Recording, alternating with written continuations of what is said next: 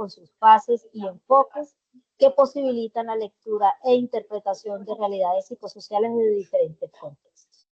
Hoy nos acompaña un invitado muy especial. Nos acompaña el doctor Luis Fernando Zapata, psicoanalista, licenciado en Filosofía y Letras, doctor en Psicoanálisis, doctor en Filosofía, docente, escritor e investigador. Ha escrito más de 19 libros sobre argumentos de contenido psicoanalítico. También nos acompaña la docente, la magíster Luisa Fernanda Restrepo Rodríguez, especialista en intervenciones en crisis, magíster en psicología clínica. Ella es actualmente docente del curso de observación y entrevista. Antes de dar inicio y de cederle la palabra a la profe Orfa, que estará liderando, moderando nuestra tercera webconferencia, quiero pues hablarles un poquito, invitarlos nuevamente al 5º Congreso Internacional de Psicología y el 15 Simposio de Psicología Social Comunitaria. Ustedes saben que es un evento académico, investigativo de nuestra escuela, de la Escuela de Ciencias Sociales, Artes y Humanidades, del programa de Psicología. Este evento es de carácter internacional, que se llevará a cabo en la ciudad de Cali, nuestra querida Cali, los días 13 y 14 de noviembre, en modalidad híbrida, aunque ya nos manifestaron a todos los directores que ya no hay cupo de manera presencial, así que la invitación y la inscripción es de manera virtual. Esta 5ª versión del Congreso busca promover una reflexión profunda sobre la influencia de la tecnología, la neurociencia y la acción comunitaria, en la transformación de ese bienestar individual y colectivo. Quiero compartirles pantalla de nuestro 5º Congreso de Psicología.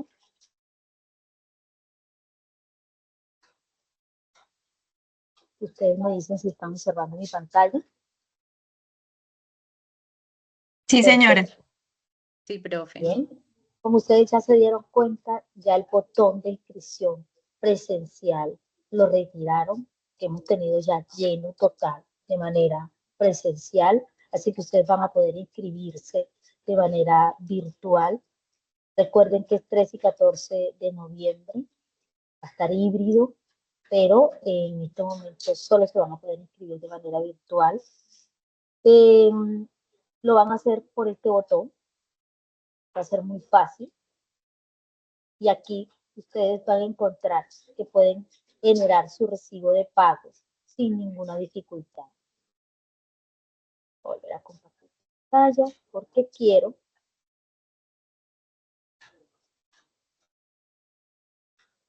recordarles un poco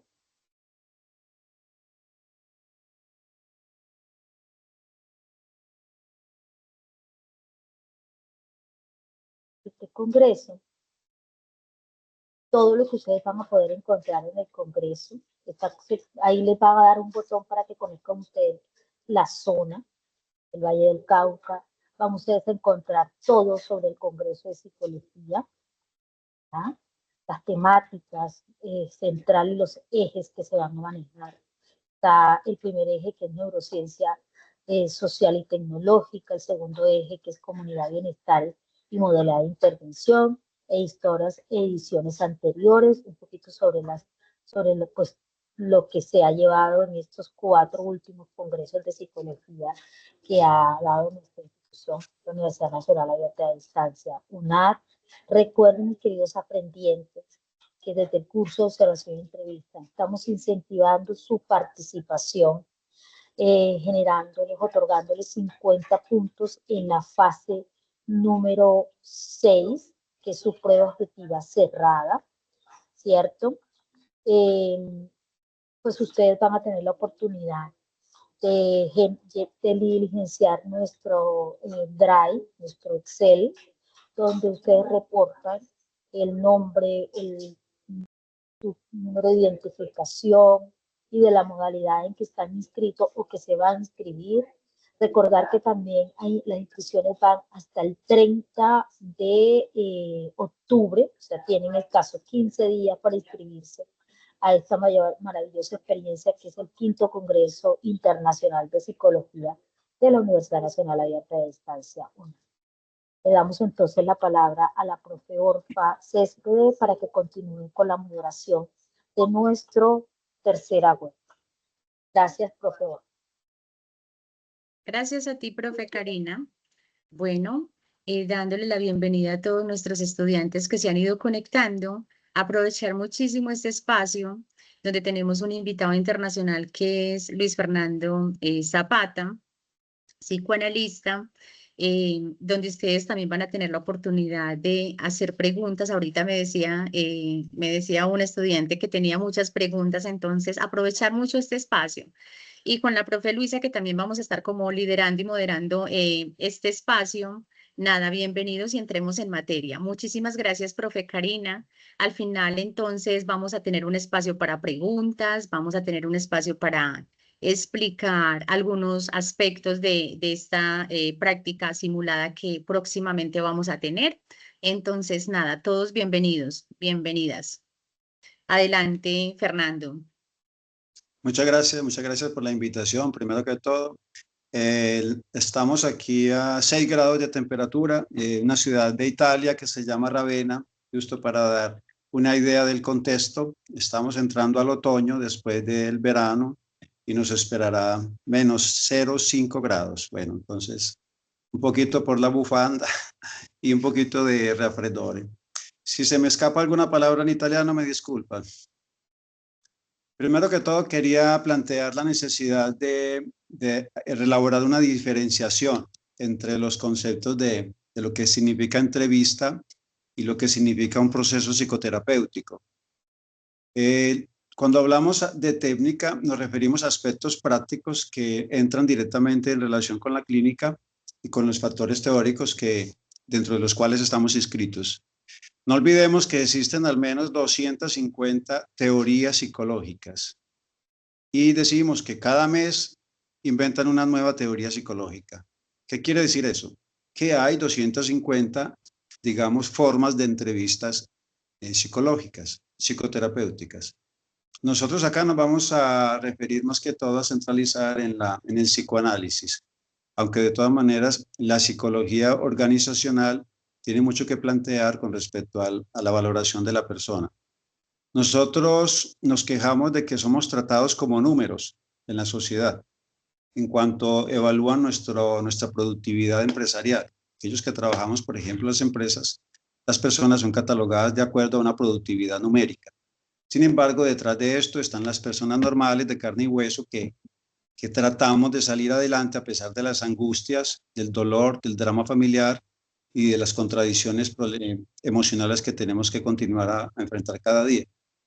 Quería hacer un encuadro diferencial sobre lo que significa, por ejemplo, una entrevista psiquiátrica, en donde el síntoma de la persona, dependiendo del estado en que se encuentre, lo lleva a una relación diferente con la psiquiatría, en donde de acuerdo con un diagnóstico se elige una terapia que puede ser de medicinas, pastillas o el internamiento. De alguna manera hay una relación diagnóstica.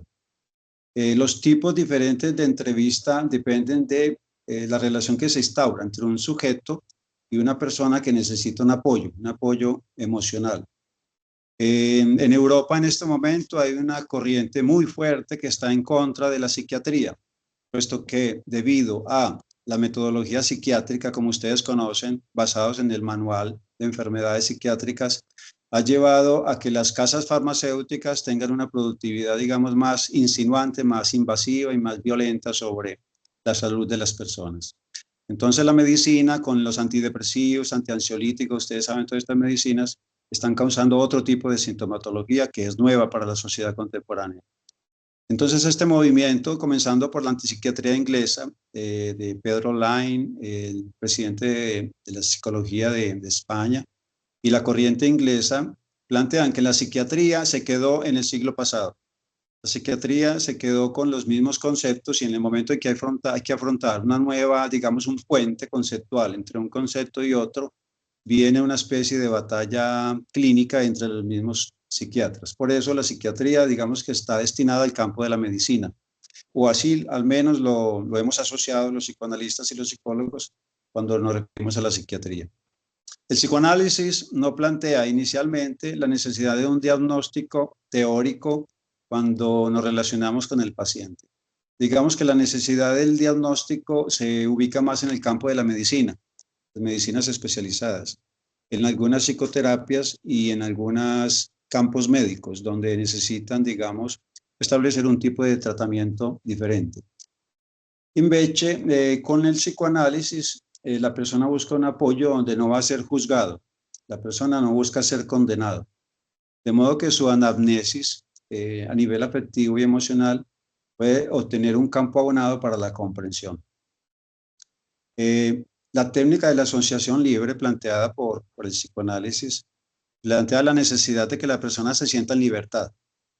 Sabemos que cuando teníamos 2 años, el niño se planteó el siguiente interrogante. ¿Aquí qué está sucediendo? Bueno, me dicen que me comporte bien, pero yo no puedo hacer lo que yo quiero. Entonces hay 2 realidades. Mi papá y mi mamá me dicen, yo no puedo seguir por este camino, sino que debo hablar así, me debo comportar de la siguiente manera, no puedo gritar, etcétera, etcétera. Pero yo tengo otros deseos, yo quiero el helado, quiero ir a jugar, quiero saltar, quiero gritar.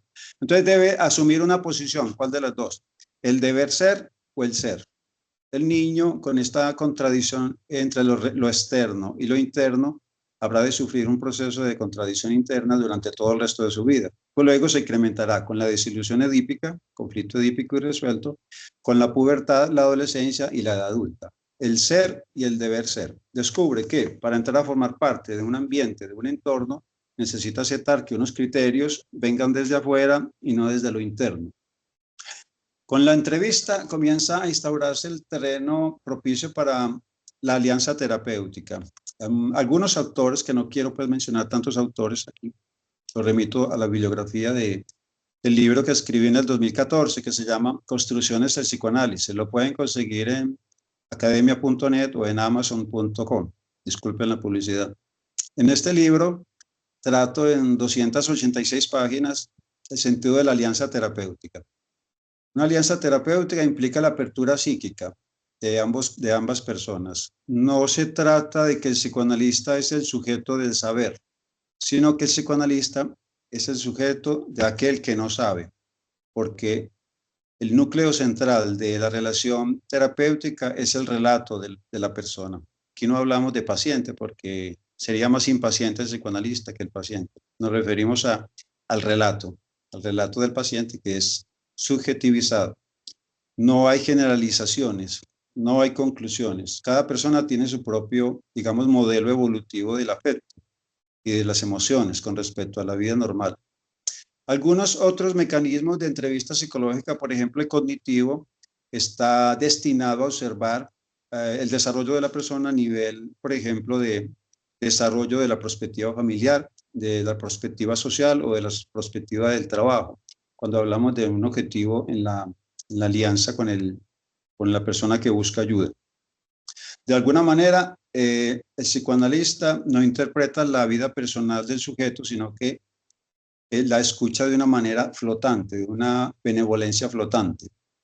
Luego viene el problema del encuadre. La primera entrevista tiene como objetivo, digamos, unos acuerdos prácticos, que tiene como primer propósito establecer si hay una motivación esencial hacia la continuidad.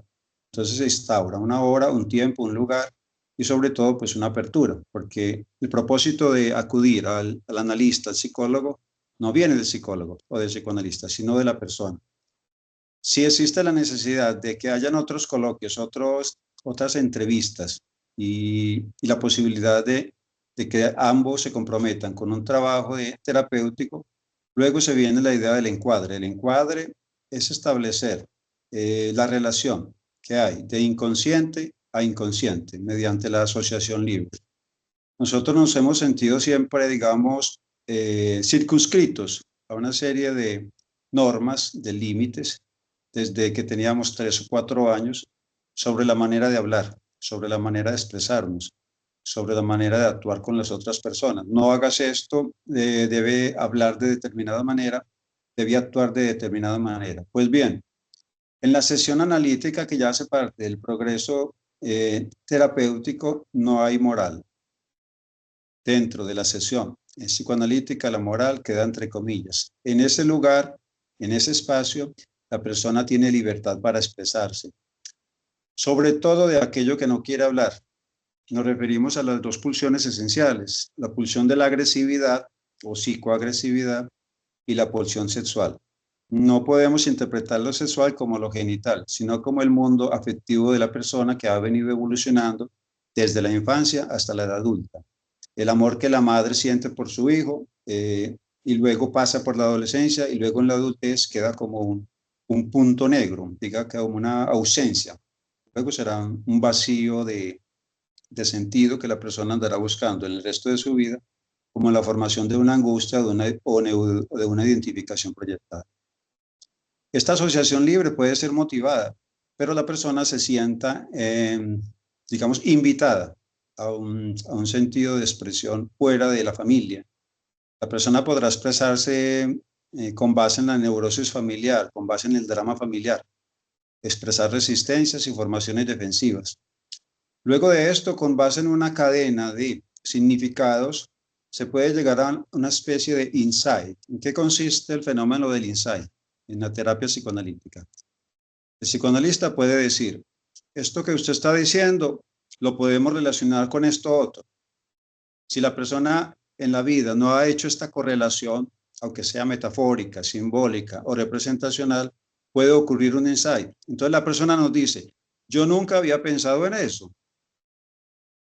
Se trata de un nuevo significado, se trata de un nuevo componente afectivo, que evidentemente tendrá como consecuencia un efecto terapéutico.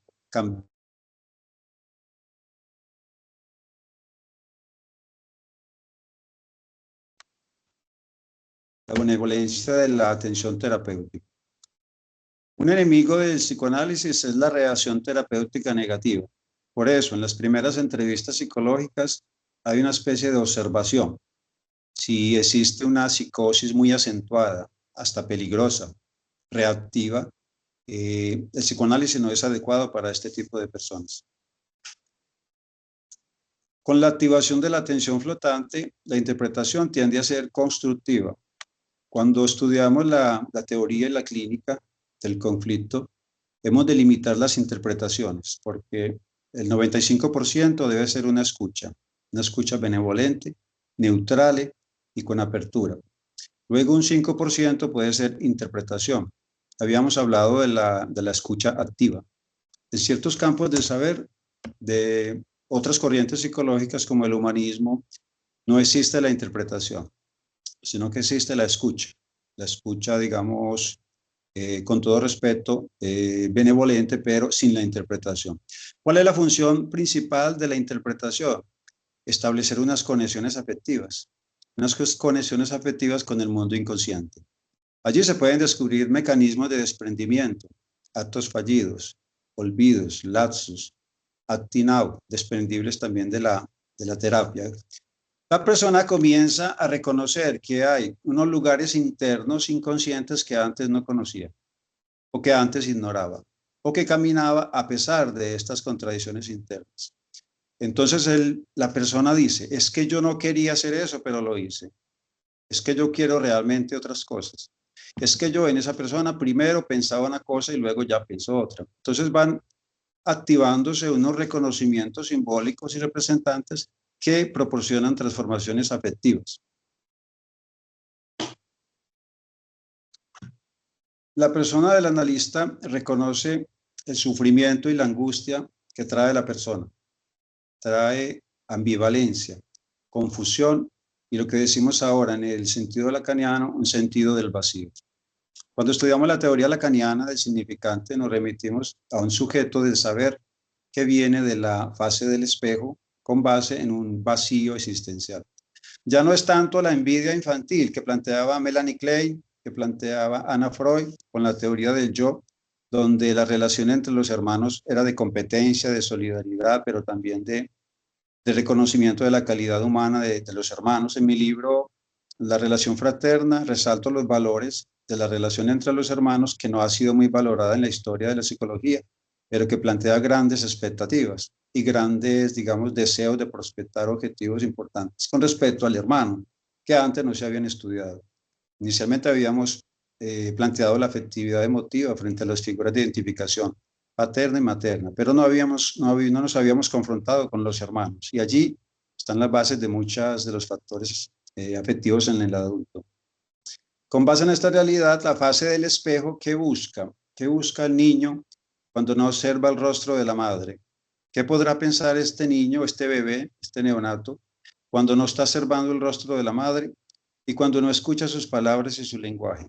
¿Qué fue lo que sucedió o qué está sucediendo? Sobre todo después del primer año. Entonces comienza la dilamación de un vacío interno. Si esto, sentimiento de abandono, puede, digamos, prolongarse a través del tiempo. Por ejemplo, en los hospitales donde dejan a los niños con cáncer, los dejan mucho tiempo solos, se va creando un facilitamiento de lo psicosomático, también en el adulto. Esto es para decir que el sentimiento del vacío, por ejemplo, la falta de un reflejo en un espejo de un otro que fortalece nuestro sentido de identidad, nuestro sentido de reconocimiento propio, lo llamaremos autoestima, procede entonces al reconocimiento de una carencia en las enfermedades autoinmunes. Querías traer a colación el concepto del cuerpo, porque el cuerpo es una conexión entre lo psíquico y lo somático. En ningún momento están separados, siempre están en comunicación. Y esto sí lo sabe la medicina, porque las enfermedades autoinmunes con un origen etiológico psíquico también tienen un origen etiológico somático, lo que llaman lo autoinmune. Sabemos que las enfermedades de los pies, por ejemplo, tienen que ver con el no poder caminar, el no poder dar un paso. Las enfermedades respiratorias, la persona dice que ya no puede respirar en esa familia, con esa persona, con ese amor violento. Las enfermedades de la migraña, por ejemplo, un dolor de cabeza. Está 100% comprobado que la psicosomática actúa en función de esta ausencia del reflejo del otro. El otro cuando no cumple la función de valorizar una parte de nuestro yo. Entonces el yo queda sometido a la función del ello. Ya sabemos con Freud, en psicoterapia en 1905, sobre la psicoterapia, decía, el yo debe ocupar el lugar del ello, o ha de ocupar el lugar del ello. También decía Freud, es que el yo no conoce sus dominios, no reconoce hasta dónde puede, digamos, administrar su poder en la dinámica psíquica. Resulta que una parte del yo ha sido, digamos, establecido por las condiciones de un super yo. Un super yo cruel, sádico, masoquista, pero que también quiere asegurar la integridad del yo. Al decirle, por ejemplo, no haga esto, si haga esto, o decida aquí, decida allá, está buscando una protección. Mientras que la presión y la interrupción de la vida afectiva por parte del ello, él le transmite una especie de impulsividad, más allá de lo posible, y la necesidad de realizar unas transacciones, unas negociaciones. ¿Entre quiénes? Entre lo que se desea y lo que en realidad se puede hacer. La respuesta del paciente es lo que más nos va a interesar en este punto, la respuesta a la transferencia, a las resistencias y a la contratransferencia. El objetivo del trabajo psíquico, como habíamos dicho, es un diálogo entre el inconsciente del psicoanalista y el inconsciente de la persona que acude a la ayuda. En este contexto se mueven realidades simbólicas, realidades significantes, donde se remiten, por ejemplo, a la infancia. La infancia no es tomado como un estado donde no sucede nada, no. Allá hay grandes frustraciones. Yo he elegido la palabra frustración a la palabra traumático, porque en lo contemporáneo dijeron que lo traumático ya está mandado a recoger porque cada persona tendría mecanismos y habilidades para superarlo. De modo que todos superamos los traumas según la contemporaneidad porque ya cada uno tendría los elementos suficientes para superarlo. Cuando en realidad estamos repitiendo estas mismas cadenas problemáticas cada día con nuestras personas con las cuales vivimos. Entonces yo lo llamo más bien eventos de frustración que nacen de la carencia de la satisfacción de las necesidades básicas, sobre todo aquellas afectivas. Algunas de las características que se han descubierto también en el mundo contemporáneo, en las empresas, en las familias, en las organizaciones, es la excesiva exigencia de afecto de algunas personas. Incluso hablando con una psicoanalista me decía, las personas que necesitan ser observadas en los ojos para poder sentirse bien tienen una necesidad muy grande de afecto y existen en todas partes. Un punto que quiero resaltar en este momento es la función de la negatividad. No es un monstruo simbólico, la negatividad está en todos nosotros, la negatividad está en la vida cotidiana y representa el pasado, representa el pasado. ¿Qué sucede con la negatividad? En las fases iniciales de la entrevista psicológica es normal, absolutamente normal y hasta necesario que la persona se lamenta, la persona se queja, la persona expresa una serie de pero. No solo con respecto a las figuras de identificación, con las figuras del afecto, sino también con su vida externa actual. Hemos descubierto que esta negatividad hace parte de una alucinación defensiva. ¿Cómo así? Porque la negatividad, así como lo expresa su nivel de energía, es temporal si el proceso psicoanalítico logra que la persona, digamos, mediante una catarsis, logre descargar una parte de esta presión energética. Cuando ha ocurrido una acumulación energética y no ha sido posible expresarla, manifestarla mediante algún proyecto de vida, una obra de arte, la vida artística, el trabajo, la persona se ve limitada a la represión del silencio, de los sueños o de actos fallidos. De modo que la alucinación termina por irse en contra de sí mismo. Un fenómeno contemporáneo es la autoculpabilización. Una gran parte de nosotros, una gran parte de las masas, se autoculpabilizan. Es culpa mía y por eso tengo que trabajar mucho. Es culpa mía y por eso merezco este castigo. Fue culpa de Adán y Eva y nos pasaron esta herencia y de modo que tenemos que morir enfermos o morir rápido simplemente. Entonces aquello que hace la persona en su vida cotidiana está destinado a autodestruirse. ¿Qué hacen algunas personas? El licor, trasnocharse hasta altas horas de la noche. Viene la bulimia, viene la anorexia, viene la delincuencia y otras situaciones donde la persona se coloca en peligro ella misma. La persona, la integridad física y psíquica están siempre en peligro. Y también las enfermedades, el abuso del azúcar, el abuso del colesterol, el abuso de ciertos alimentos. Y nosotros acá en estas realidades vemos cómo los ancianos de alguna manera han heredado algunas de las enfermedades de los padres. Conozco una familiar que, sin decir el nombre, estaban en las reuniones de Alcohólicos Anónimos, después de una terapia por el alcohol. Lo triste es que el hijo que tuvieron nació con un tumor en el hígado. El tumor en el hígado en el bebé recién nacido tuvo que sufrir un implante porque lo que heredaron de los padres también estaba, digamos, impregnado en los cromosomas y el hijo salió con un tumor en el hígado. A eso tiene que vivir con un aparato que le ayuda a eliminar. Algunas de las enfermedades nuestras pasan a los hijos.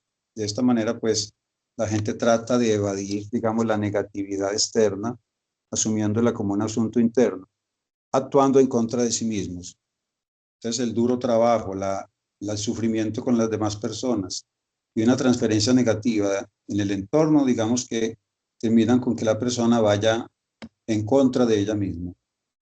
No sé si estoy hablando demasiado rápido, pasado un poquito de tiempo. Si hay alguna pregunta, podemos profundizar. Vamos bien, solo que estas cosas siempre lo llevan a uno como a pensar inevitablemente un montón de aspectos, pero si alguno de los estudiantes tiene, claro que sí. Adelante. Hubo una manito levantada, profe Luisa. ¿O eres tú que puso esa manito? Yo puse que vamos bien. Muy interesante lo que nos está enseñando el doctor Bernardo. Si algún estudiante tiene preguntas al respecto, entonces las puede hacer.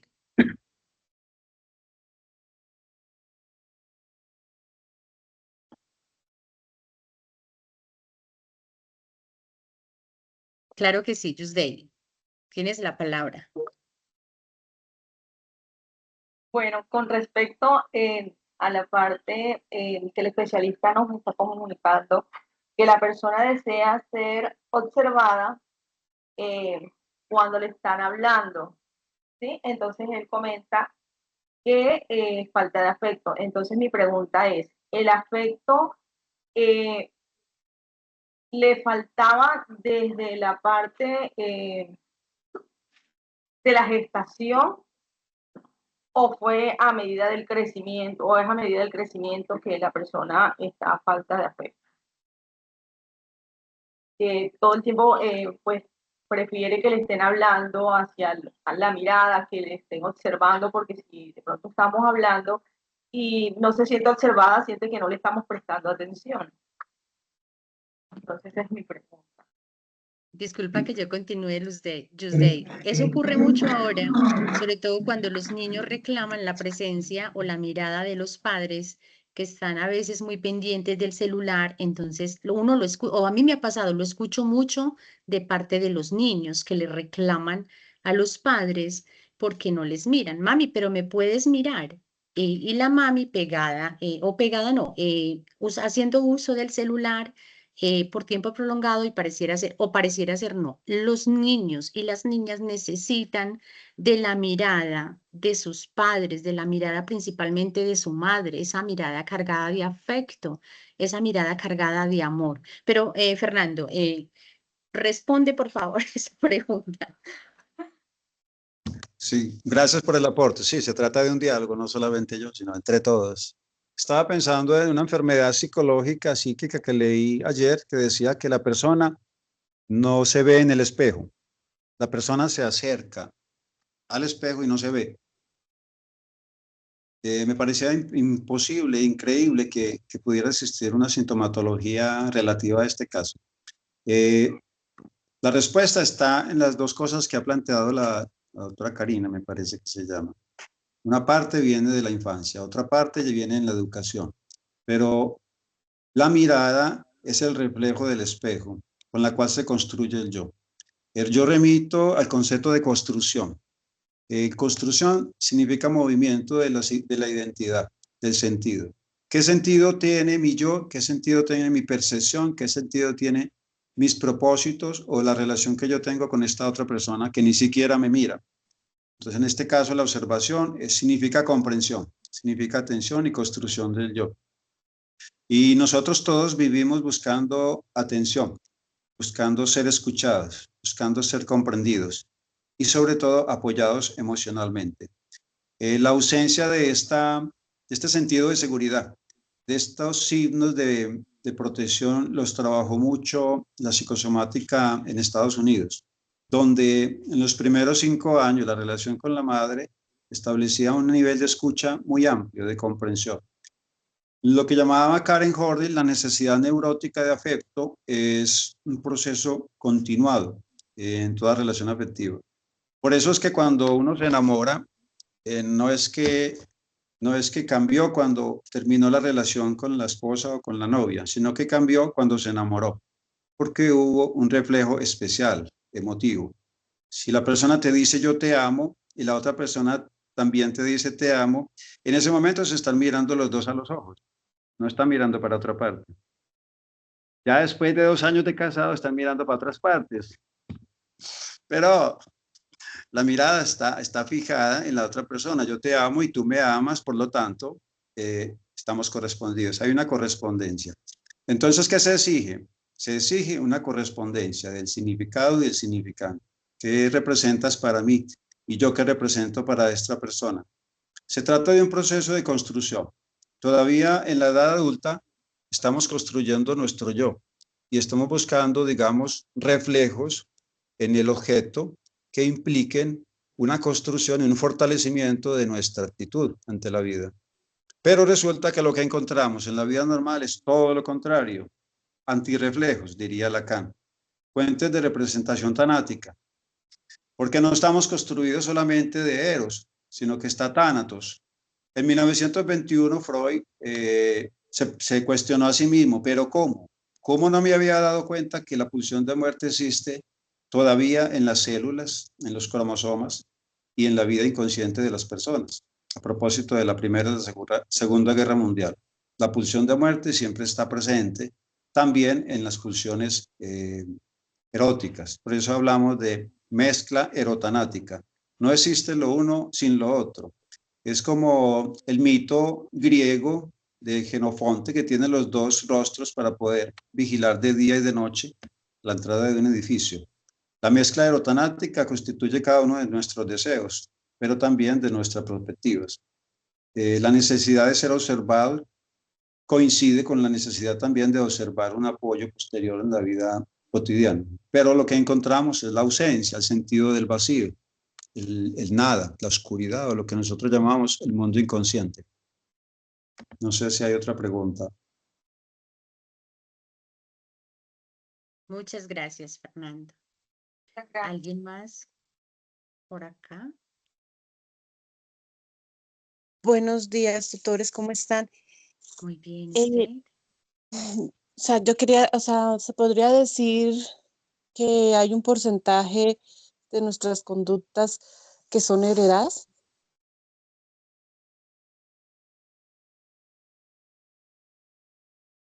Excelente, excelente pregunta. La biología nos ha enseñado que nosotros tenemos un gran porcentaje de conductas heredadas, no solamente conductas, sino también componentes físicos. Ya habíamos hablado, no sé si lo dijiste por medio de la intervención que planteaba la herencia de enfermedades psicosomáticas. No solamente heredamos lo somático, sino también lo psíquico. La culpabilidad de nuestros abuelos, nosotros todavía la estamos pagando.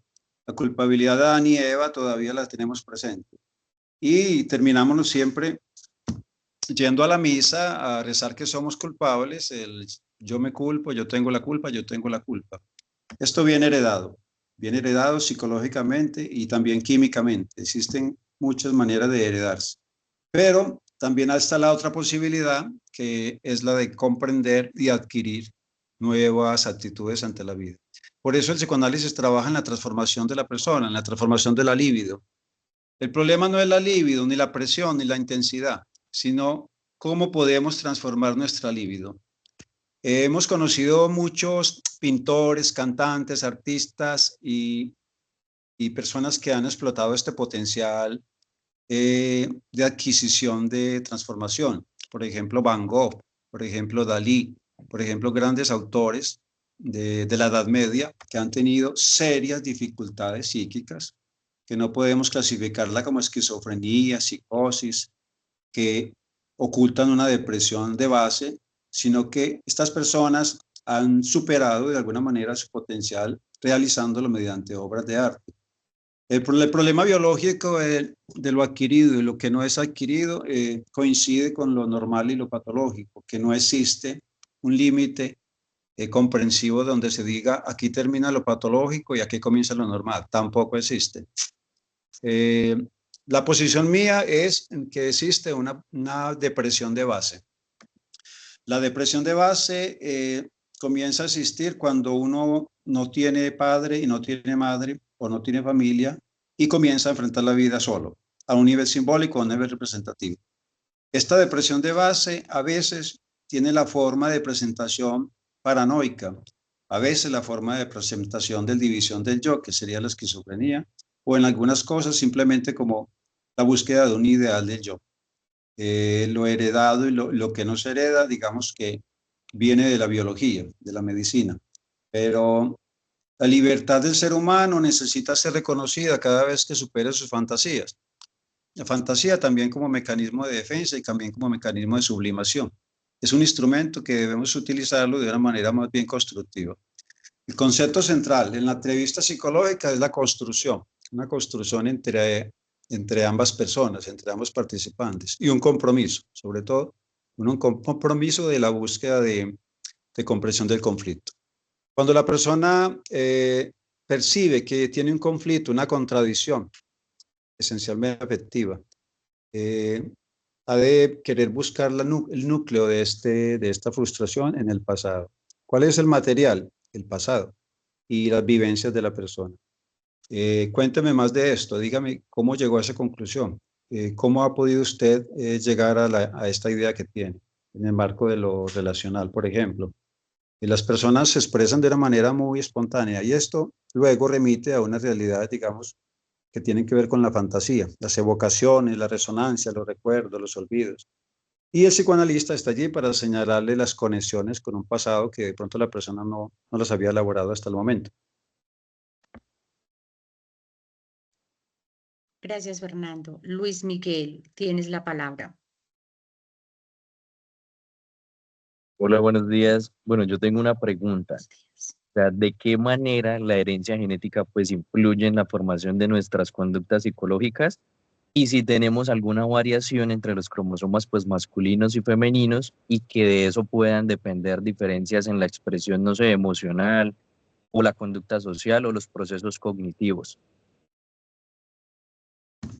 Muchas gracias. Me hiciste pensar en una discusión que hubo acá en Europa sobre los feminismos. Me disculpan que salga un poquito del tema. Los feminismos políticos, los feminismos reactivos, los feminismos biológicos, etcétera, etcétera. No hemos leído a Freud, me da mucha pena, pero no hemos comprendido a Freud, porque nosotros somos hijos de un hombre y de una mujer. Ninguno se ha hecho a sí mismo de la nada. O sea, no venimos de una generación espontánea. ¿Qué quiere decir eso?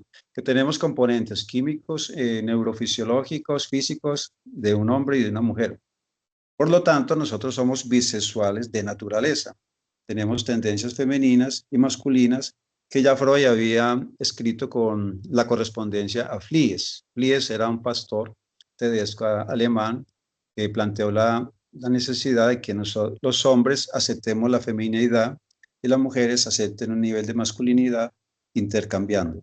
Y esto no es ni malo, ni negativo, ni positivo, sino que es una convivencia mutua que nosotros la hemos interpretado moralmente, éticamente, filosóficamente y socialmente. Me interesa mucho la parte de lo social, porque es que nosotros nacemos con herencias sociales y el individuo tiene como origen la sociedad. Y es allí donde nosotros crecemos, con esta sociedad, con esta cultura, con estas características, pero corresponde a la persona misma, digamos, despertarse del papel que tiene a nivel de responsabilidad social. Nos han acusado mucho de que somos, digamos, como psicóticos porque hablamos siempre de las cosas internas, pero resulta que siempre estamos en relación con otras personas. Somos el producto de la sociedad y sin la sociedad el individuo no tiene existencia. Por eso decimos que la célula de la sociedad es el aparato psíquico. Sin embargo, cuando somos testimonios de las guerras, observamos que, por ejemplo, la paranoia que tienen los presidentes y realizan guerras a partir de esta paranoia, indica una relación con los padres muy traumática, muy autoritaria, muy basada en un super yo. Los Hitler, Putin, Trump, habría que mirar qué relación tienen con los padres. La herencia genética también, digamos que tiene que ver con lo psicosomático. Si la persona llega a ser consciente de la personalidad de los abuelos, de los padres y de los hijos, en una especie de angustia, una especie de identificación, sobreactuación, podrá ser consciente. El psicoanálisis ayuda a identificar cuáles son los rasgos, en esencia, que la persona ha ido heredando, o cuáles son los rasgos que van en contra de esta herencia, digamos, filoontogenética, porque está lo psicológico, está lo psíquico, pero también está lo social.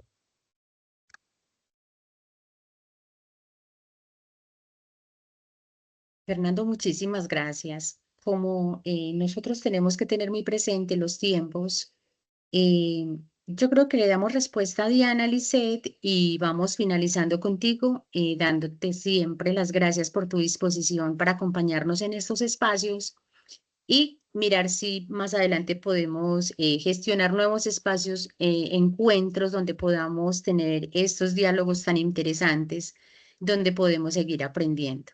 Diana, adelante. Sí, buena tarde a todos. ¿Me escuchan? Sí. Sí, te Ya. escuchamos fuerte y claro. Es que ahora que estaban escuchando las intervenciones de mis compañeros, de lo que nos está diciendo el doctor Fernando, pensaba en algo social también que se da ahora mucho. Qué pena que hable así, pero voy caminando. Y es lo siguiente, esos niños que son adoptados, que muchas veces no conocen sus inicios porque han sido abandonados, o ahorita con esto que aquí en Europa también se está dando mucho, que es la inseminación in vitro, niños que nacen porque, bueno, han logrado tener la esperma de X persona que nunca sabrán quién es su padre. Entonces lo importante que es la reconstrucción de su historia desde su inicio y que pues no se va a dar para esas personas en el futuro, ¿no? Pensaba en esa parte. Y cómo va a ser de difícil para nosotros los futuros psicólogos también intervenir en estas personas que no conocen un pasado, no conocen tal vez esa herencia genética y demás, ¿no? No sé si me hago entender un poco a lo que quiero llegar. Desde luego, existimos en una sociedad que nos denominamos los unos a los otros hijos de nadie. ¿Cuál será la figura de identificación de estas nuevas personas, de estos nuevos ciudadanos, de estos nuevos habitantes del planeta, cuando son hijos de un inserimiento químico, por ejemplo? Lo que viene a considerarse acá es la necesidad y la responsabilidad de la psicología. Nosotros tenemos una responsabilidad muy grande cuando encontramos, por ejemplo, el problema de los huérfanos, no solamente a nivel de los niños, sino del adolescente, que andan, por ejemplo, acá en Europa existe la realidad de que hay huérfanos que pasa de una familia, luego a otra, hasta llegar a 5 o 6 familias, sin encontrar unos padres, unas madres. Situaciones traumáticas, situaciones de suicidio, situaciones de violencia, de entrega a la farmacodependencia, que necesitan de la responsabilidad del psicólogo. Por lo tanto, el psicólogo tiene mucho trabajo, mucha responsabilidad social. Realmente el psicólogo es un sociólogo, porque está ayudando a la formación y a la construcción de la sociedad. Es una invitación a todos nosotros para que ayudemos a estas personas en el difícil trabajo de vivir y de construir su existencia. Tan bonita esa postura, esa reflexión que haces, Fernando, porque me lleva a pensar, si bien a veces podemos caer en actitudes de pesimismo, de desesperanzadoras, también está esa otra posibilidad de lo que podemos, de lo que sí podemos hacer como psicólogos para acompañar, para ayudar al otro a reconstruir una historia que puede estar confusa, perdida, en fin, tantas situaciones que viven los seres humanos o que vivimos los seres humanos. Y también resueno mucho con algo que planteabas ahorita y es la imagen, esa validación que como seres humanos sociales necesitamos y que entonces en la relación con el otro podemos construir y podemos lograr mucho de ese autoconcepto que también llamamos en psicología, esa autoestima, ese reconocimiento y validación que logramos de nosotros mismos a través del otro. Entonces, nada, inmensamente agradecida contigo, muy invitado para siguientes espacios de diálogo y de conversa. Esto es importante hablarlo, esto es muy importante para los estudiantes, tener estos acercamientos y poder hablar con expertos, poder escuchar, poder también ir asumiendo una postura propia frente a las diferentes realidades que vivimos los seres humanos. Muchísimas gracias, Fernando, por acompañarnos en este espacio. Hasta aquí llegamos contigo, pero nosotros continuamos con los estudiantes, la profe Luisa y yo, porque debemos de brindar algunas claridades frente a la actividad que continúa, una práctica simulada que pronto vamos a tener con ellos. Entonces, nada, Fernando, muchas gracias, que te vaya muy bien, inmensamente agradecidos contigo, ¿listo? Gracias a ustedes, un feliz día y a la orden para acá. Hasta luego. Mil gracias, hasta luego. Que sigas disfrutando del frío italiano. Bueno, queridos estudiantes, aquí estamos, profe Luisa, Aquí adelante, estoy escuchando adelante todo. para que avancemos prontico con esta explicación para contarle a nuestros queridos estudiantes que prontico van a recibir esos correos sorpresa, ese correo donde les estamos invitando para la práctica simulada que será la semana entrante. Luisa, cuéntanos. Bueno, Yo ya les envié correo ayer a todos, uno por uno, en los foros. Ya quedó estipulado los grupos que van a presentar la práctica en la Cámara de GC. Y bueno, yo ya les dije que estoy acá atenta para que aclararles si tienen dudas o preguntas. También ya los cité, si aquí hay estudiantes de algunos de mis grupos, porque el sábado vamos a tener nuestros CIPAS nuevamente. Yo sola creo que todas las vamos a tener CIPAS con nuestros estudiantes para poder explicar, detallar, bueno, las pautas a seguir, precisar el cronograma, mirar cómo está la comunicación con los grupos. Yo personalmente, ¿cómo me basé para escoger los grupos? Fui a la sabana de notas y vi qué grupos entregaron el último trabajo las 5 personas. Porque pues eso me da un indicio de que están activos y que están en comunicación, aunque algunos entregaron el trabajo individual. Eh, Gracias a Dios, dentro de los bloques de 50 que debíamos escoger, había grupos, uno que otro, que los 5 habían presentado la tarea pasada. Entonces yo dije, bueno, estos son los que voy a escoger y a ellos les escribí un mensaje muy personal en el foro. Y bueno, invitarlos a que este sábado, por lo menos conmigo, nos vamos a conectar a las 9 de la mañana para que no estemos perdidos, porque ya el lunes empezamos la práctica, porque solo tenemos de lunes a jueves. En mi caso tengo muchísimos estudiantes, tengo 300 estudiantes, entonces tengo que estar organizada el lunes, miércoles y jueves para poder presentar hacer la práctica con ellos. Estoy aquí atenta, pendiente en el Teams, me pueden escribir, yo les puedo Ya responder. tenemos preguntas. Ya tenemos por aquí una manito Entonces, levantada, querida profe Darcy, Luisa. Darcy creo que está conmigo. Darcy creo que es de mi grupo. Ya te tiene preguntas. Darcy, Cuéntame, adelante. Darcy. Buenos días, tutoras. Sí, tutora, yo estoy con usted, tutora Luisa. Pues como yo le escribí ayer por el Teams, pues me parece raro que todos mis compañeros hayan entregado el trabajo, pues el que era colaborativo y que lo hayan entregado individual, porque en ese caso lo hicieron 2 personas. Sí, o sea, dimos mucho tiempo en el trabajo colaborativo que prácticamente lo entregamos creo que fue el último día. Y, o sea, no tuvieron, digamos, como el compromiso de querer conectarse, no avisarnos, digamos, que iban a hacer el trabajo individual, que lo iban a hacer solitos. Entonces, pues eso sí me parece como un poquito. Entonces, pues nosotros pensamos, yo cuando miré ayer que mi grupo había salido, yo dije, tan raro si solamente éramos 3.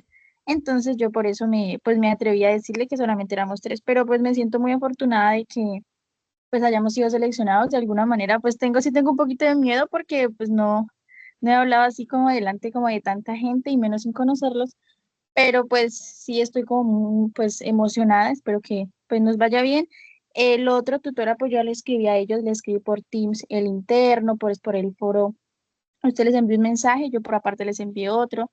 También les escribí por correo interno y pues ya sería esperar que ellos me respondan. Sí, yo te voy a ayudar en algo, porque digamos que, de hecho, tu grupo de ese primer bloque que saqué fue el único grupo que los 5 presentaron la actividad. Ya sea que 2 le entregaron individual y tú con otras 2 personas le entregaron grupal. Pero fue el único grupo que envió la tarea. Entonces, para mí es una evidencia de que por lo menos están pendientes en algo.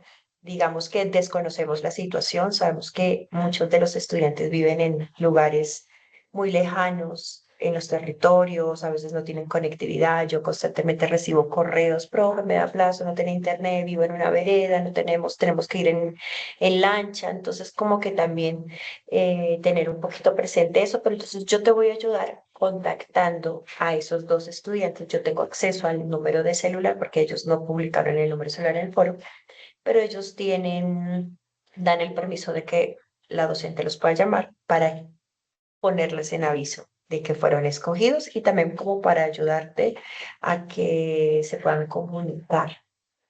De resto, creo que hasta el momento los otros grupos no me han manifestado ninguna situación así como particular. De todas maneras, yo estoy como atenta sobre todo de esos 6 grupos que fueron seleccionados. Y no te preocupes que lo vas a hacer muy bien. Siempre hay una primera vez. Además que de todas maneras, detrás de pantalla, da un poquito más de confianza, porque uno tiene sus apuntes ahí y bueno, va a ser muy chévere, vas a ver que vamos a aprender muchísimo, va a ser también divertido y bueno, va a ser un espacio muy enriquecedor. No sé si alguien más tiene alguna otra pregunta, Darcy, o si tienes otra cuestión. No, solamente sería eso, tutora. Muchas gracias. Pues ya sería vernos el 18 para aclarar El como más sábado, dudas. claro que sí. ¿Alguien más tiene alguna Tutora, otra buenos duda? días. Valentina. Buenos días, tutora. Yo también pertenezco al grupo de la compañera Darcy y Ah, también me siento chévere. como nerviosa, ¿De pues qué tan porque bueno? pues para mí me parece un privilegio que hubiéramos sido seleccionados, pero pues como la tutora manifiesta, los otros compañeros, ellos presentaron su trabajo, entonces para nosotros también sería bueno pues entrar en un diálogo con ellos y saber cómo nos vamos pues a organizar para poder hacer ese, esa presentación. Claro que sí. Yo ahorita mismo apenas colguemos, me voy a poner en contacto con ellos por celular para ponerles en aviso de que fueron seleccionados y que de inmediato establezcan comunicación con ustedes. Listo, tutora, muchísimas gracias. Claro que sí. Just Day. Bueno, buenos días para todos. Ya había entrado. Profe Luisa, ¿cómo está? Bueno, yo tengo también esa pregunta porque es que mi grupo solamente está mi compañera Loraine y yo. Nosotros enviamos pues el trabajo a tiempo, lo enviamos, creo que fue el sábado, ya fue calificado, ¿sí? Pero entonces no tenemos más compañeros, yo les he escrito correo, en WhatsApp que tenemos también, con la tutora, que es la profe Karina, y no contestan, nunca han entrado ni siquiera a participar en el foro, entonces son unos compañeras ausentes, entonces en esa parte, pues, ¿qué puede suceder? Eh, con respecto, esa es mi primera pregunta, con respecto a lo de la actividad que tenemos para realizar, vamos a llenar el diario de campo, ¿cierto? ¿Sí?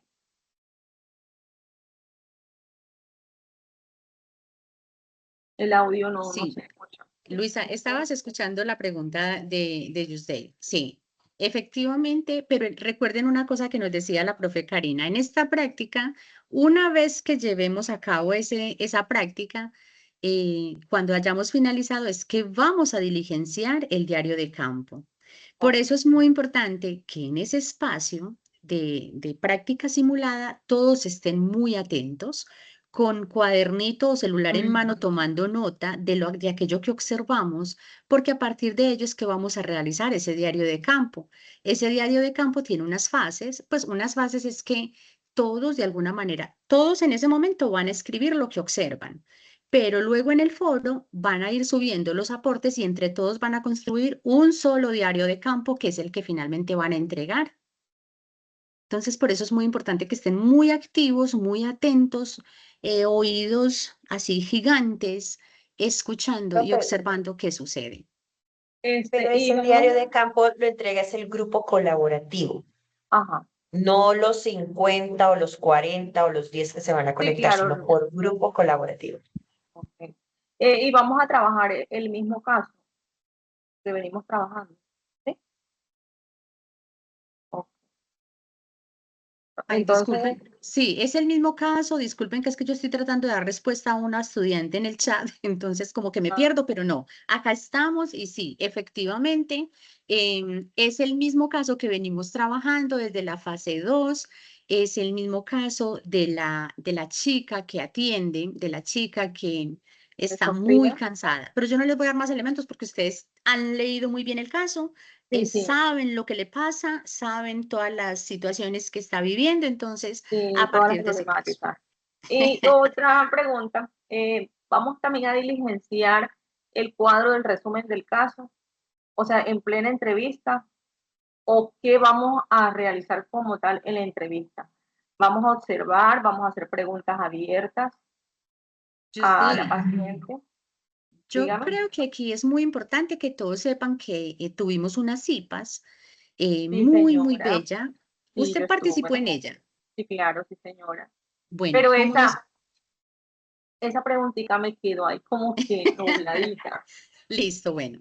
Como lo explicó la profe Karina, cada una de nosotras como tutora, como docente, escoge, selecciona el grupo que sentimos es el privilegiado, el que va a liderar la práctica, no sin, a ver, aclarando que por decir algo, la profe Luisa escogió a 2 de sus estudiantes, uno para que asuma el rol de la chica de nuestro caso y otro que va a asumir el rol de psicólogo y va a realizar las preguntas. ¿Cuáles preguntas? Esas que estructuramos en la pasada fase. Ese cuadro donde planteamos unas preguntas de inicio, de desarrollo, que es muy importante que vayan estudiando y pensando en el caso. Y al final, ¿cierto? Eso por un lado. Pero eso no significa que la profe Luisa no diga, pero vamos a dejar Just Day, vas a dejar de asumir el rol de psicólogo y quiero que entre a asumir el rol del psicólogo Blazes. Así. Eso puede suceder en ese espacio. Por eso Va interactuando. todos tenemos que estar preparados para asumir cualquiera de los roles, sobre todo el rol de psicólogo, porque es que este primer acercamiento, esta práctica es muy bonita, porque es aquí donde nos ensayamos a nosotros mismos y no tengan miedo de equivocarse. Justo equivocándonos es que aprendemos. Hay otros que están a nuestro alrededor no para juzgarnos, sino para recordarnos.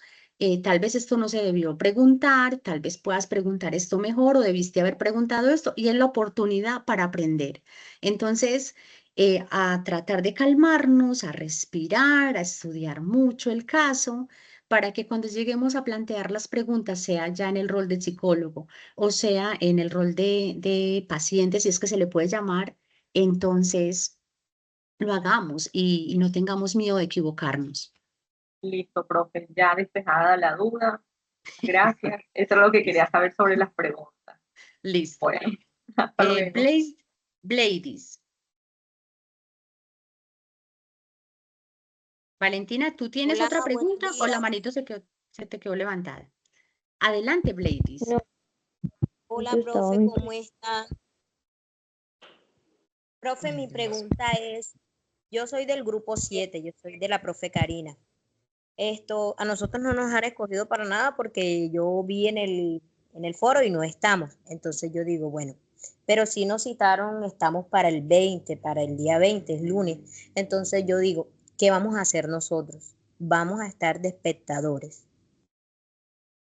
Sí, van a estar de espectadores conscientes de que en cualquier momento la profe Karina pueda decir, Blades, entras tú a asumir el rol del psicólogo. Así. Y tú continúas donde va la otra persona que esté en ese rol. Sin haberme notificado nada así. Puede pasar, puede pasar. Sin haberte notificado, porque es que mira, esto es una práctica donde nos estamos ensayando, entonces puede pasar. Profe, yo te voy a preguntar algo. Usted disculpe que yo le hable así, pero es que es una incógnita que tengo y tengo que despejarla, sea mala, sea buena. Profe, yo siento que todos estamos como que apoyando a Sofía Contreras, ¿verdad? Por el abuso que está sucediendo. Entonces yo digo, este señor que es el que está actuando de mala manera, ¿quién lo mira a él? Porque él actúa de esa manera. ¿Qué clase de miedos tiene? ¿Por qué? O sea, entonces eso me causa mucha incógnita. Yo sé, Sofía Contreras, todo lo que tiene, que lo del túnel carpiano, lo de la mano, que quiere ascender, todo eso, pero yo digo, bueno, entonces Sofía Contreras, así como nos está explicando el doctor ahorita, de que, ajá, ella tiene mucho y se culpa por todo. Entonces yo digo, bueno, ¿y él? ¿Quién lo ayuda a él? ¿Qué le pasa a él? ¿Por qué actúa de esa manera? Entonces me da miedo como que de pronto ir a decir algo fuera de base que no vaya a ser, ¿sí me entiende? Tranquila, Sí, de eso se yo quiero trata. responder eso. Dale, dale. Cuando alguien llega a consulta, uno aborda el motivo de consulta de la persona. Es decir, no del victimario, no del perpetrador. Ya eso es algo aparte, claro que genera mucha curiosidad y cuando ya uno está en el rol de psicólogo clínico, ya uno empieza a analizar, a hacer el análisis funcional, uno ya puede tener una idea que puede estar pasando en la vida del perpetrador. Pero en una consulta, nosotros no nos podemos salir por los lados porque se convertiría en chisme. Oiga, pero venga, cuénteme, ¿y ese hombre de dónde lo conociste? ¿Qué pasó? ¿Por qué él es así? ¿Por qué crees que él te trata así? No, nada de eso porque uno aborda es el motivo de consulta de Sofía, de la persona que está llegando ahí. Obviamente a uno le va mucha curiosidad, pero eso no puede estar dentro de, o sea, no puede estar en el escenario porque sería, no sería ético y profesional. Y bueno, finalmente la prioridad es quien consulta el caso, digámoslo así. Pero sí, claro, obviamente es evidente que este hombre tiene algo problemas de personalidad, se evidencia que tiene muchas cosas que lo que hacen es afectar y me imagino que así será la relación con su familia, con sus hijos. Entonces, bueno, es como eso. También muy importante, Luisa, recordar que cuando se está en el rol de psicólogo, el psicólogo no se pone del lado de una o de otra parte. Nunca jamás. El psicólogo, el actuar del psicólogo siempre será neutral. Escuchará sin juzgar, escuchará muy atentamente para comprender qué le puede pasar a nuestra chica. Me parece muy sabio de tu parte que te pienses, ese señor también tiene algo, pero ese señor no está en consulta. Ese señor no llegó a consulta. La que llegó a consulta es nuestra amiga y es a ella la que estamos escuchando. Y como decía la profe Luisa, es el motivo de consulta. No vamos más allá ni juzgamos. Los psicólogos no juzgamos. Escuchamos y comprendemos. Ténganlo muy presente, por favor, porque eh, esto es el diario actuar de un psicólogo. Comprender, escuchar, nunca jamás de los jamases juzgar. Lo decía ahorita el psicoanalista Fernando Zapata. No hay moral en la consulta, no hay moral. Listo, ténganlo presente, por favor. Manito levantada de Paula y manito levantada de Luis. Primero Paula y luego Luis Miguel. Listo. Gracias, tutora. Buenos días para todos. Bueno, mi duda es frente al enfoque que se va a abordar durante la sesión de práctica, porque pues bien sabemos que cada grupo escogió un enfoque. En el caso puntual de mi equipo, escogimos el humanista. Entonces, las preguntas se van a realizar en base al enfoque y pues vamos a poder saber en qué enfoque van a trabajar los compañeros que van a liderar. Gracias.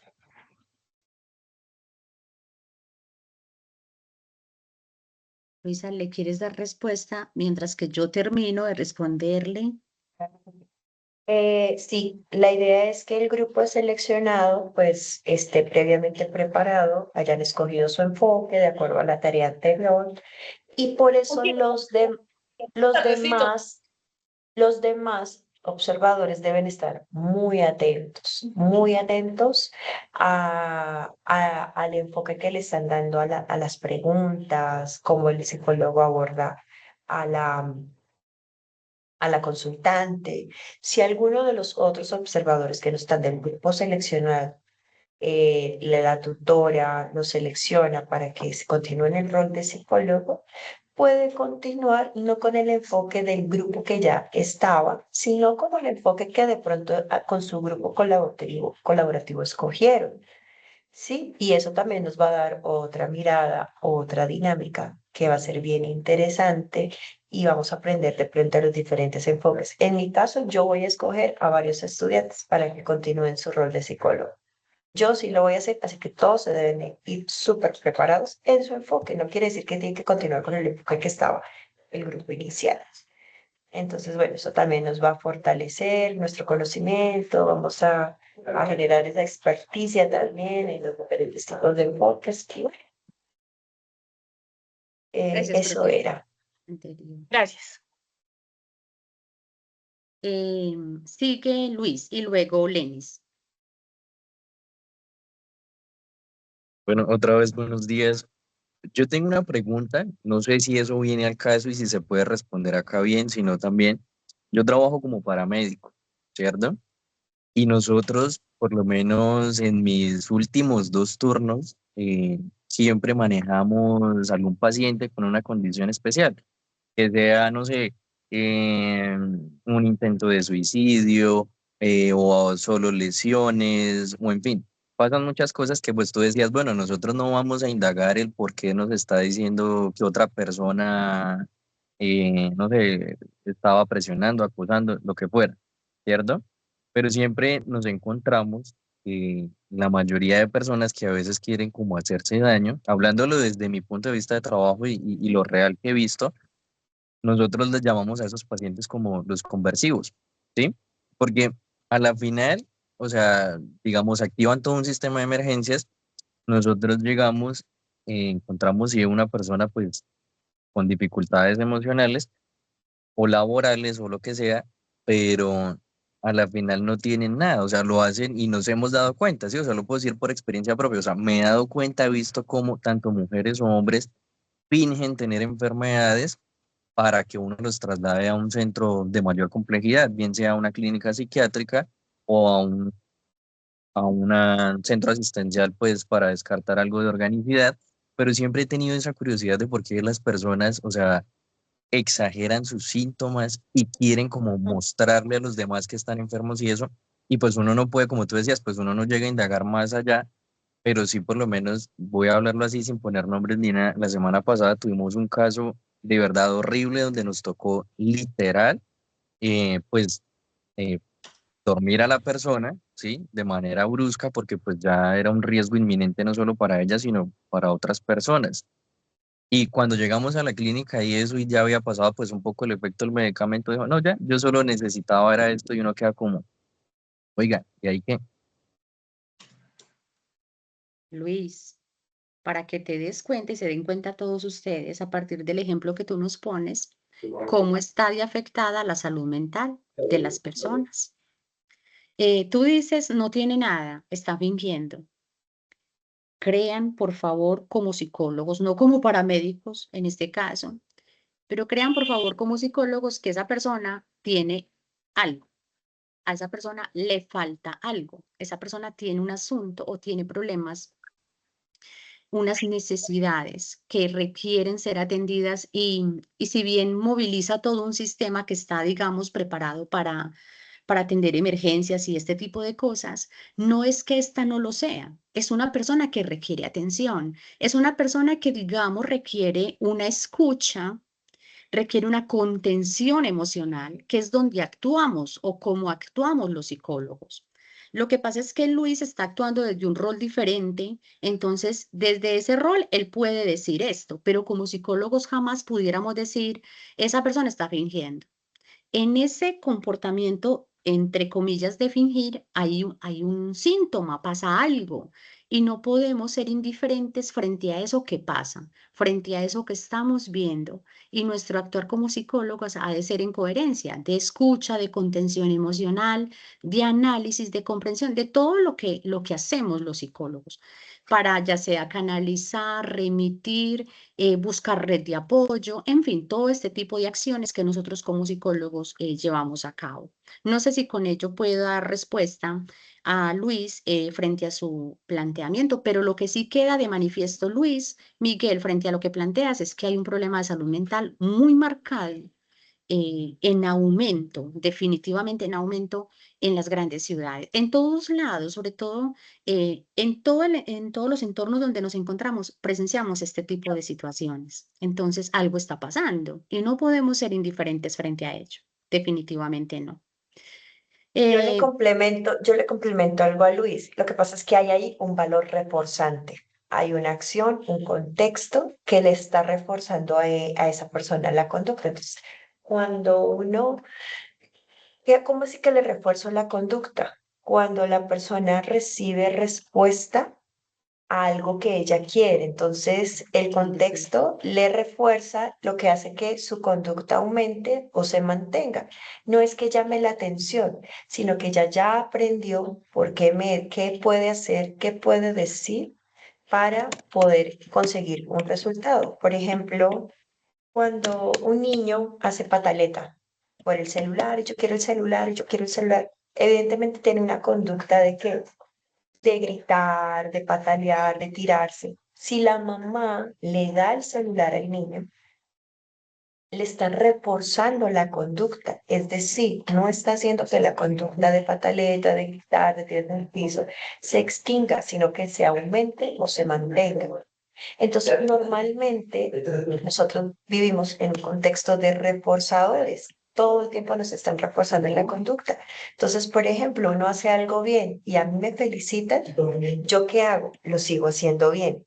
Entonces, hay que mirar, ahí es cuando la persona va a consultar y uno empieza a hacer un análisis de la conducta. Recuerdan que yo les hablaba el ABC, que es como un círculo. Entonces ahí uno empieza a analizar, bueno, ¿cuáles son esas conductas que refuerzan? Si yo al niño no le doy el celular, hago que su conducta se extinga. Que hay que pagar un precio, claro, porque el niño va a seguir haciendo pataletas, pero el niño ya va a aprender que haciendo eso no va a lograr nada. Entonces es como que esa persona es indagar y es chévere cuando uno empieza a mirar las conductas de las personas desde esta perspectiva. ¿Qué le refuerza? ¿Por qué sigue así? ¿Por qué su actitud no cambia? ¿Por qué logra con eso? Entonces, eso te quería complementar con todo. Ah, listo, profe, sí, sí, no, es bueno, luego más adelante las molestaré.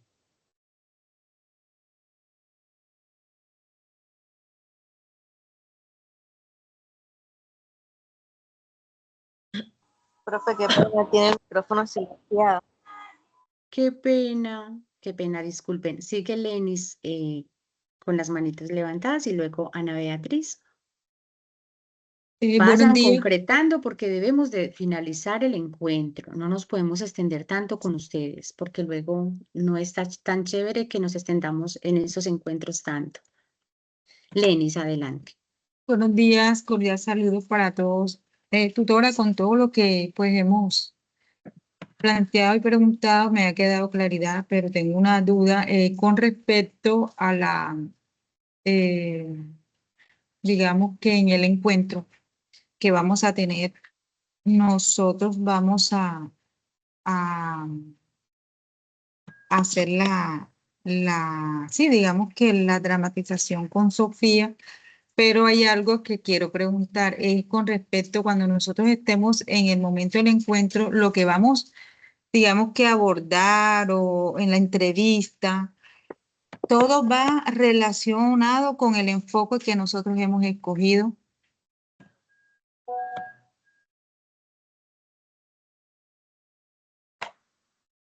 Sí, Lenis, la idea, a ver, como el caso lo venimos trabajando desde la fase 2, se han preparado unas preguntas, se ha hecho lectura del caso y se ha elegido, el grupo eligió un enfoque. Y la idea es que en esa puesta en escena, pues también se permita ver cuál es el enfoque que ustedes están teniendo, en cuál se están apoyando para abordar el caso. Creo que la profe Karina volvió. Profe Karina, ¿nos estás levantando la manito? Sí. ¿Me repites la pregunta? No sé si le escuché bien a Lenis. Ya también entrar a fortalecer. Hola.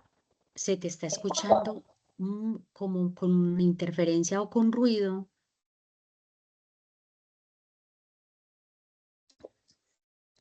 Miremos ahí, ensayemos porque se te escuchaba como con Ahora mucha sí, interferencia. ¿me Sí, escuchan? perfecto, perfecto. Ok, perfecto.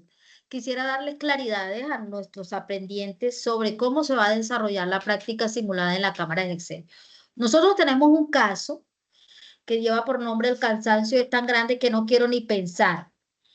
Ese caso que comenzamos a abordarlo desde el paso número 2, ¿cierto? que ya hicimos un formato de entrevista con con los tipos de preguntas, que tiene ya establecido las 3 fases que tiene cualquier entrevista psicológica desde cualquier contexto, pues obviamente en el que se desarrolla.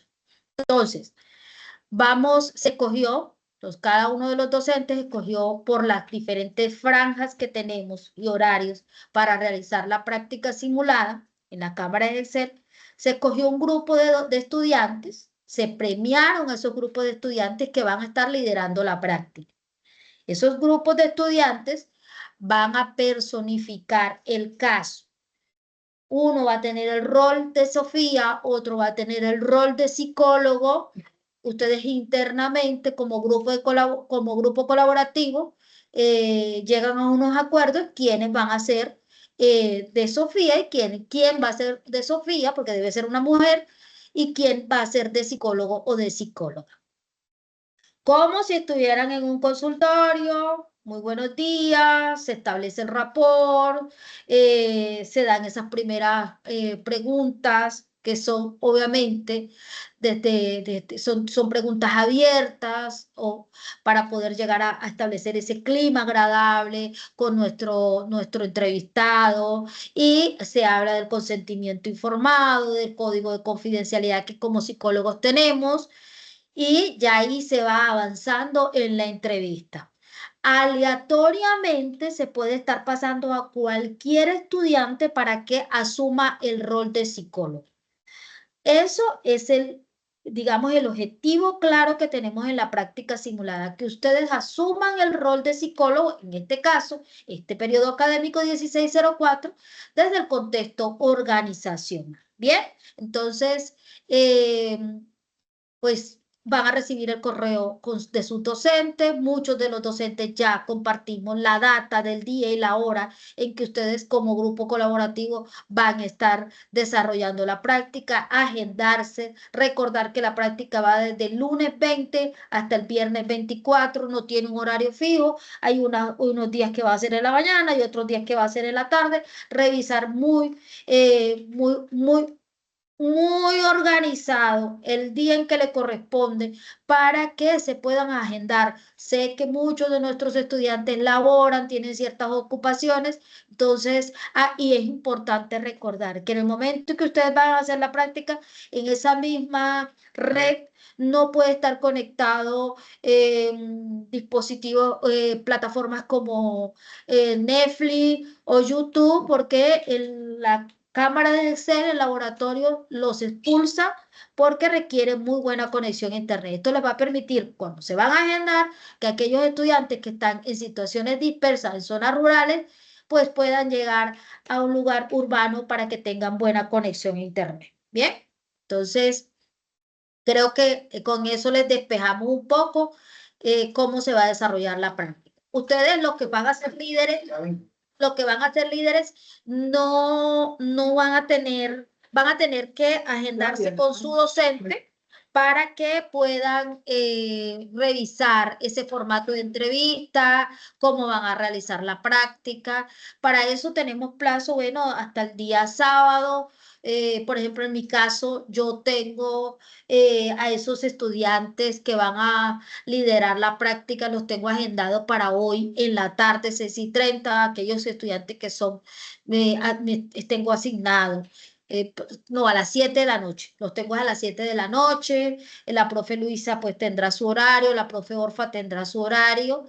Es importante que estén revisando el correo interno, el grupo de Teams, porque ahí vamos a estar dándoles la información sobre cómo se va aconteciendo pues esta práctica simulada en la cámara de Excel.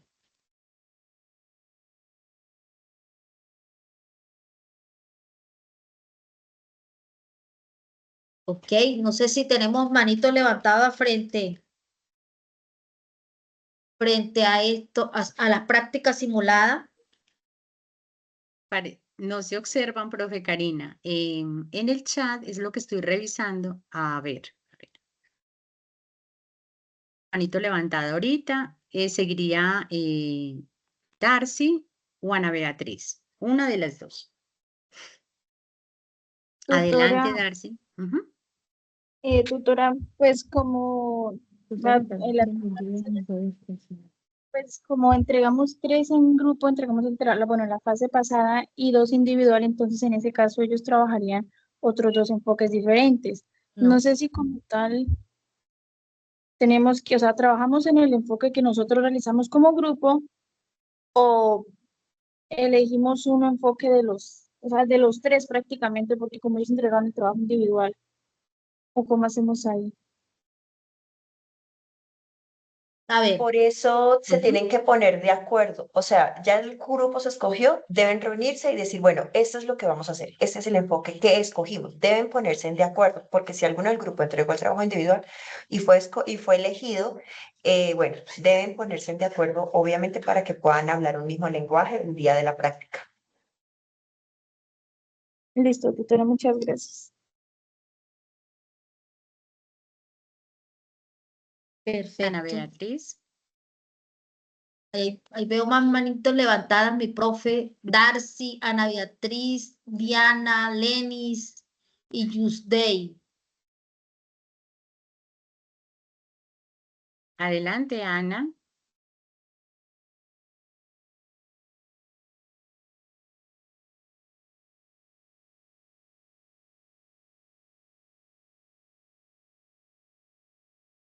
Ana, al parecer tiene dificultades con el micrófono, mi profe. Continuemos con Diana. No, ya estoy acá. Ya está No, ahí. lo tenía apagado, tutora, lo tenía apagado ya. No, pues que muchísimas gracias, agradezco mucho la oportunidad que nos han dado de poder oír esta conferencia tan interesante, importantísima. Pues también es que desde hace rato tenía la mano levantada porque oí hablar al doctor y me parece maravilloso lo que dijo sobre que las enfermedades se somatizan, ¿no? Que hay gente que exagera los síntomas a la hora de digamos, tener un servicio médico, de lograr pues que lo atiendan. Si bien es cierto que pues en Colombia hay la salud mental está un poco, o sea, es un tema muy crucial, ¿no? También es cierto que a veces uno como paciente, no es que yo en mi caso particular lo haga, uno siente que no lo están atendiendo. O sea, una vez fui a un doctor y tenía el ojo lleno de sangre y me dijo, ¿qué quiere? Y yo con el ojo lleno de sangre al frente de él. Entonces a veces la gente, la misma situación lo lleva a tomar esas actitudes donde exageran, donde engañan al médico. Entonces yo quería como también poner, o sea, como en una balanza esa situación, porque a veces la gente llega a un extremo de que ya tiene que decir mentiras para que lo atiendan. Pero entonces, obviamente no estoy justificando ese comportamiento porque muchas veces por atender a alguien que no requiere tanto, se deja de atender a alguien que sí de verdad necesita estar en urgencias, digámoslo así. Era solo eso, qué pena. Muy buenos días. Lo que días. ¿Cómo están? Gracias. No sé si ustedes me hallen la razón, pero gracias. Yo Un te abrazo. puedo decir que efectivamente, o sea, hay una necesidad, como decía ahorita el doctor Fernando, todos los seres humanos necesitamos atención. Necesitamos la atención, todos necesitamos ser escuchados. Y hay momentos en los que, digamos, podemos vivir situaciones que son muy complejas, situaciones que nos sacan completamente y nos llevan a tener la necesidad de ser atendidos. Pero también hay un asunto que él planteaba y es que esto tiene mucho que ver, no quiero generalizar, pero muchas de estas actitudes de la necesidad de ser vistos, de ser escuchados, está muy relacionada con unos asuntos vividos en la infancia donde quedaron ciertos vacíos, donde quedaron ciertas situaciones no resueltas. Y seguimos repitiendo a lo largo de la vida esa necesidad, ese comportamiento.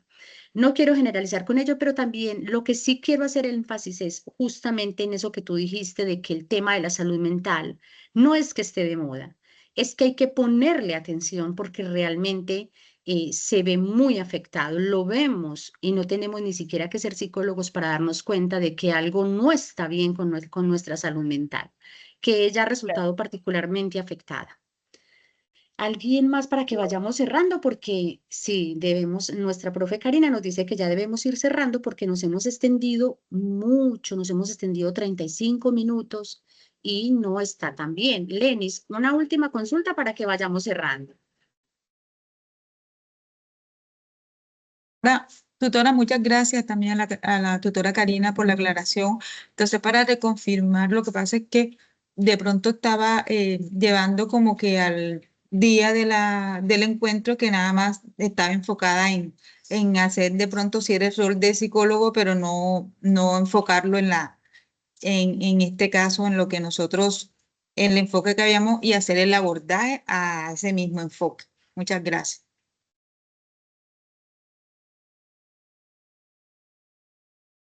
Me parece que es importante como dar una claridad. Lenis, si bien cada grupo eligió un enfoque y desde allí se plantearon las preguntas, o sea, independiente del enfoque, las preguntas que elaboramos, ellas son nuestro derrotero porque vamos a llevar a cabo una entrevista. Una entrevista. ¿Con qué? Con las preguntas que elaboramos, con esos cuestionarios, con ese formato que elaboramos en la fase 2. Bueno, agradecerles a todos. Sé que hay preguntas, pero recuerden que el próximo, la profe Karina tiene citados a sus estudiantes hoy, la profe Luisa los tiene el día sábado, yo también tengo a mis estudiantes citados para el día sábado, donde vamos a tener una cita especial con nuestros estudiantes para poder dar estas claridades y prepararnos. Más que claridades es prepararnos para esa práctica simulada que vamos a tener la próxima semana, desde el día lunes hasta el día jueves. En el caso mío, yo los tengo citados, como son solo 2 grupos, los tengo citados para el martes 21. Como la profe Luisa tiene muchos, entonces la profe Luisa tiene citados a sus estudiantes. ¿Desde qué día, profe Luisa? El lunes en la mañana tengo 2 grupos. El miércoles en la mañana y en la tarde. Y el jueves en la mañana y en la tarde. ¿Ven? Y la profe Karina también tiene sus grupos repartiditos. Sí, señor. Así es. Yo los tengo el lunes a las 10 de la mañana, el martes a las 4 de la tarde, el miércoles a las 8 de la mañana, el jueves a las 10 de la mañana y el viernes a las 7 de la noche. Así está Muchas distribuido gracias. nuestro cronograma. Muchas gracias, profe Karina. Muchas gracias, Muchas profe gracias, Luisa. profesor. Muchas A gracias. todos los Muchas estudiantes, gracias. muchísimas gracias por su interés. A mí eso me sorprende me parece muy bonito. Que tengan un lindo día. Muchas gracias, mi querida profe, muchas gracias, mis queridos aprendientes. Bendiciones para todos. Amén. Gracias, tutora, que tengan buen día. Todos.